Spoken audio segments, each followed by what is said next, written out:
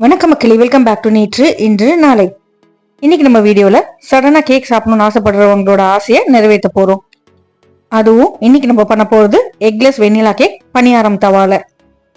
OTG cooker எதுவுமே use பண்ணாம வீட்டுல இருக்கிற அந்த பணியார கல்லிலேயே டக்குன்னு ஒரு 10 நிமிஷத்துல நம்ம இந்த கேக்கை பண்ண போறோம். இந்த குட்டி குட்டி பணியாரம் கேக் பாக்குறதுக்கு மட்டும் கியூட்டா இல்லைங்க, சாப்பிடறதுக்கும் ரொம்ப நல்லா இருந்தது. அவ்வளோ சாஃப்ட் அண்ட் ஸ்பஞ்சி ஏரியா இருந்தது.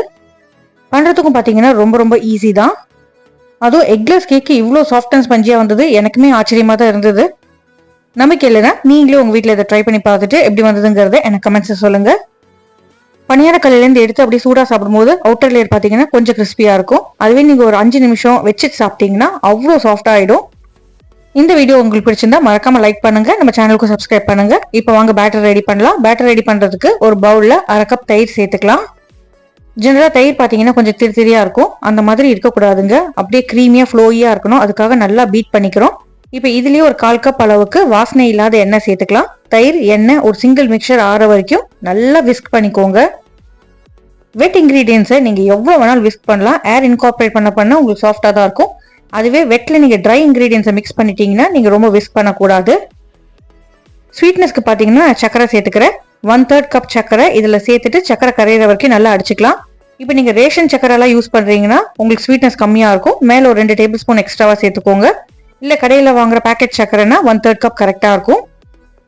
சக்கரை கரைஞ்சதுக்கு அப்புறமா ட்ரை இன்கிரீடியன்ஸ் எல்லாம் நம்ம சலிச்சு சேர்த்துக்கலாம்.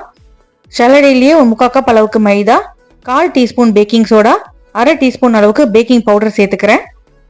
மைதா, பேக்கிங் பவுடர், பேக்கிங் சோடா மூணுத்தையும் நல்லா சலிச்சுக்கலாம். இப்போ இந்த ட்ரை இன்கிரீடியன்ஸ் எல்லாம் நம்ம வெட் இன்கிரீடியன்ஸ் கூட நல்லா மிக்ஸ் பண்ணிக்க போறோம்.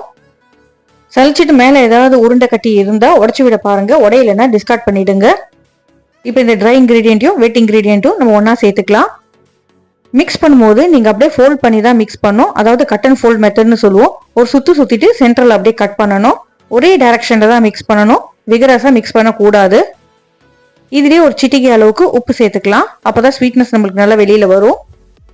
நான் சொல்லியிருக்கிற 1/3 கப் அளவுக்கு சுகர் பார்த்தீங்கன்னா உங்களுக்கு கரெக்டா இருக்கும். உங்களுக்கு நல்ல ஸ்வீட்டா வேணும்னா சக்கரை கொஞ்சம் எக்ஸ்ட்ரா சேர்த்துக்கோங்க. மிக்ஸ் பண்ணும்போது கிரீமியா ஸ்மூத்தா இருக்கணும் பேட்டர். கட்டி உருண்டைகள் எங்கேயுமே தெரியக்கூடாது.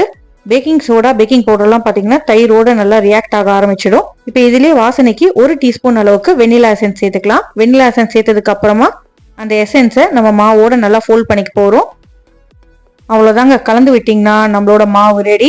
பணியார கல்லில் சேர்த்துட்டு நம்ம இது சுட்டு எடுத்தோம்னா நம்மளோட கேக் ரெடி ஆயிடும். ஓடிஜி இருந்தா அப்படியே ஓடிஜியில் பேக் பண்ணிக்கலாம். இல்லைன்னா குக்கர்ல வச்சு கூட நீங்க பேக் பண்ணிக்கலாம். பட் டக்குன்னு பண்ணணும்னு நினைச்சீங்கன்னா பணியாரக்கல் தாங்க பெஸ்ட்.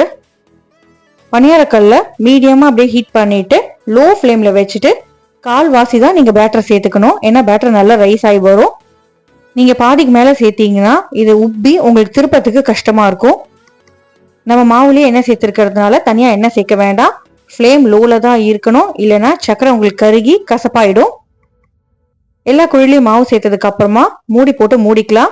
1 நிமிஷத்துலயே பாத்தீங்கன்னா உங்களுக்கு பேஸ் குக் ஆயிடும்.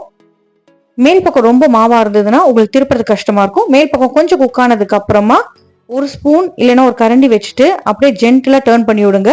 மேல் பக்கம் ரொம்ப சாஃப்டா இருக்குங்கிறதுனால நம்மளுக்கு டர்ன் பண்ணது கொஞ்சம் கஷ்டமா தான் இருக்கும். பட் ட்ரிக் 1-2 தடவை நீங்க ட்ரை பண்ணி கத்துக்கிட்டீங்கன்னா உங்களுக்கு ரொம்பவே ஈஸி ஆயிடும். லைட்டா ஏதோ பொருள் மேல் பக்கம் ஒட்டித்துனா அதை வச்சே நீங்க பேஸ்க்கு திருப்பி விட்டுறலாம்.